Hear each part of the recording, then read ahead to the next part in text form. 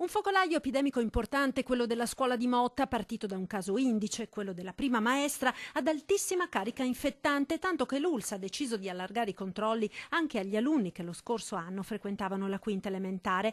Proprio per questo l'azienda sanitaria ha messo in campo fin dall'inizio una task force con i massimi esperti, i dottori Cinquetti, Scottone e Rigoli, responsabili rispettivamente del settore igiene pubblica, malattie infettive e microbiologia. Così dunque il direttore generale commenta la decisione del comitato genitori di rivolgersi ad un esperto esterno. In campo abbiamo messo i migliori, riconosciuti tra i migliori, ben venga anche un'altra persona che ovviamente non farà altro che avvalorare, immagino, quello già che i nostri 3 esperti stanno facendo.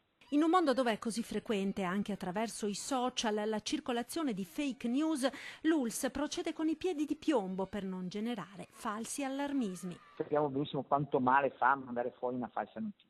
Fa male a chi la subisce, fa male a chi ha ovviamente la preoccupazione che il proprio figlio sia colpito, eccetera. Noi abbiamo informato i genitori nel momento in cui avevamo certezze.